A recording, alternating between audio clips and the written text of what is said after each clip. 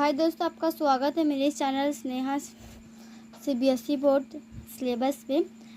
आज हम लोग क्लास 5 का चैप्टर 1 का जो हम हाफ करते हैं पार्ट 3 है। ये पार्ट 1 पार्ट 2 मैंने पहले ही अपलोड कर दिया है। Let's understand. Okay, let's understand. A number में है ऑब्जेक्टिव टाइप क्वेश्चन है।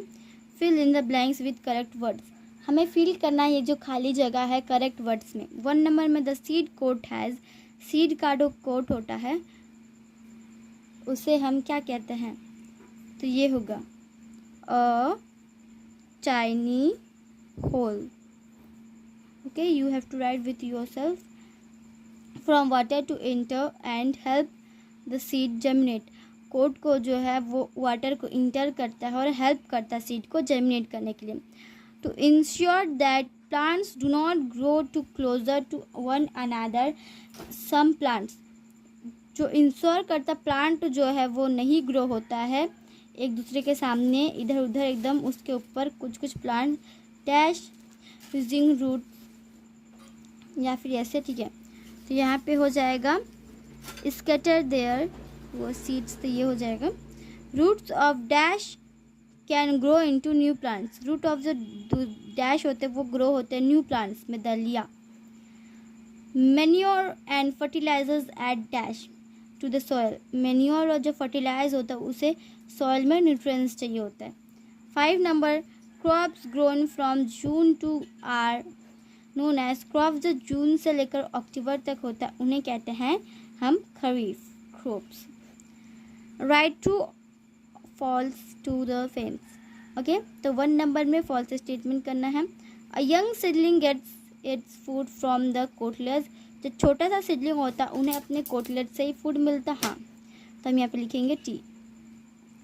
All seeds need air. सारे बीज को एयर, हवा, पानी, वार्म जर्मिनेट होने के लिए चाहिए सीडलिंग्स में। Yes. A maple seed is disturb by explosion. No. Carrots store extra food in their stems. No. Carrot जो होते हैं वो एक्स्ट्रा फूड लेते हैं अपने स्टेम में। नहीं। Farmers use scarecrows to keep birds away from the fields. Farmer जो होते हैं वो उस चीज़ का स्केरक्रोज का काम लेते हैं ताकि बर्ड्स जो है फील्ड्स की तरफ ना पाए, बर्ड्स से उसे प्रोटेक्ट हो पाए। Choose the correct option. Which of these can help us to grow new plant. इनमें से कौन सा चीज़ है जो हमें मदद करता है न्यू प्लांट्स ग्रो करने में। सीड्स भी करता है, स्टेम कटिंग, रूट लीव, सब कुछ। तो यहाँ पे लिखेंगे ऑल ऑफ देम। 2 नंबर में what the seeds need to germinate. क्या सीड को चाहिए जर्मिनेट होने के लिए, तो ये तीनों चीज़ ही नॉर्मली कॉमनली चाहिए ही होगा। 3 नंबर में which of these parts of a seed store food for the baby plant. और कौन सा जो पार्ट होता है जो सीड स्टोर करता फूड बेबी प्लांट के लिए, तो यहाँ पे हम इसे करेंगे seed leaves. Okay. Which of this can be grown from roots. ये सारे में से कौन सा जो है वो ग्रोन रूट से ग्रोन करता है, ठीक है। तो बीट रूट जो रूट से ग्रो होता है। विच of this can be grown from stem cuttings. और इनमें से कौन सा ग्रो हुआ है स्टेम कटिंग्स के जरिए, तो rose. Which of this is not a stage of agricultural. इनमें से कौन सा स्टेज नहीं है जो एग्रीकल्चरल नहीं है, ठीक है। जो एग्रीकल्चरल है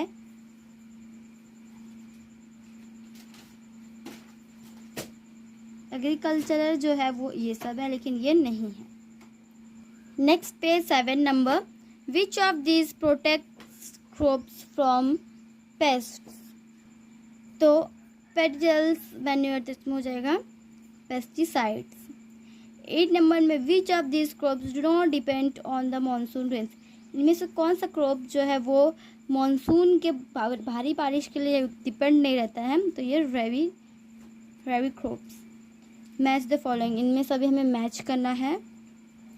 रेडिश जो है वो रूट से उगता है।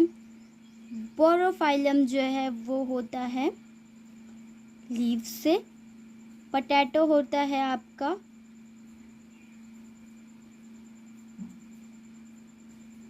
स्पिनाइस। कॉकी लिवर होता है स्टेम से। और जब बीन सीड्स होता है वो होता है एक्सप्लोशन। उसका जो मतलब फॉलोइंग स्टेज होता है उसे क्या कहते हैं, इस टाइप से। A very short question answer.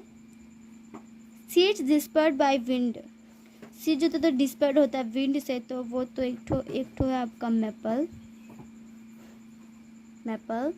और एक ठो आपको खुद से करना है। Seed dispersed by explosion. Seed जो डिस्पर्ड करते हैं एक्सप्लेशंस, तो हम इस पे लिखेंगे पीज और एक ठो beans. Features of seed dispersing by animals. Animals के द्वारा, तो यहाँ पे हो जाएगा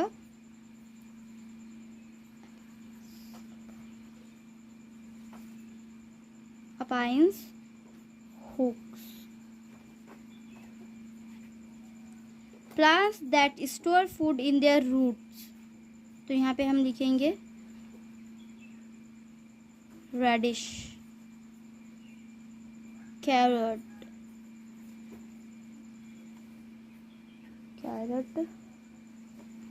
plants that multiple through stem cuttings, rose, money।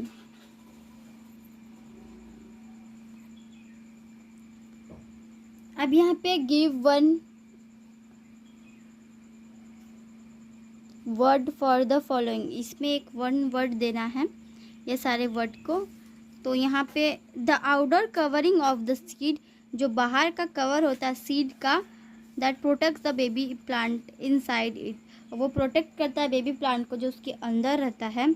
तो इसके लिए हम एक वर्ड देते हैं, हाँ सीड कोट दे सकते हैं, सीड कोट। उसे क्या कहता है, ठीक है। तो जो प्रोटेक्ट करता है वो तो सीड कोट था। The process by which a seed produce a new plant, जो प्रोसेस जो होता है सीड को प्रोड्यूस करता है न्यू प्लांट में, तो उसे हम क्या कहते हैं, germination.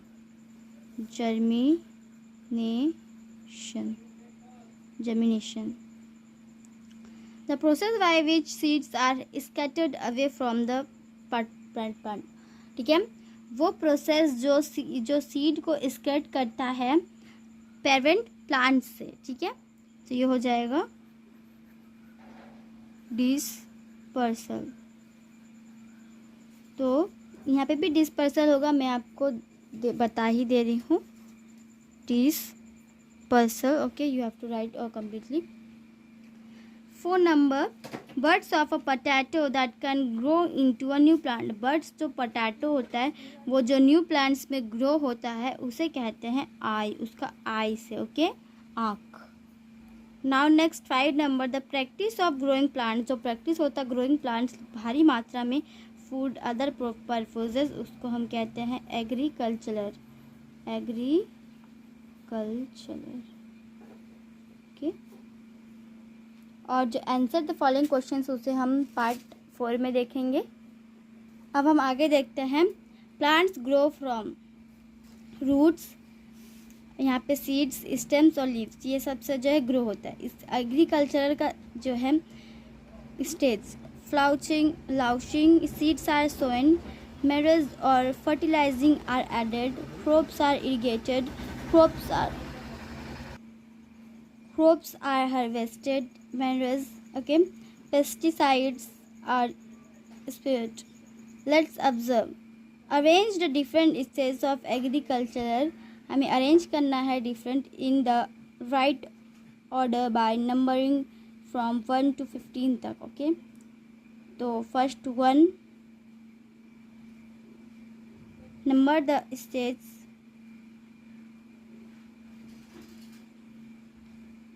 Okay, number the stage, different stage of germination and the correct order, okay. 1 2 3 4 5, okay. Now यहाँ पे से हम देखें तो ये 1 2 3 4 5, ओके, हो गया। नेक्स्ट पेज में है हमारा बाकी और डेफिनेशंस, तो वो हम दूसरे पार्ट 4 में करेंगे। आज के लिए इतना ही, हम मिलते हैं अगले वीडियो में दोस्तों, तब तक के लिए bye bye and take care.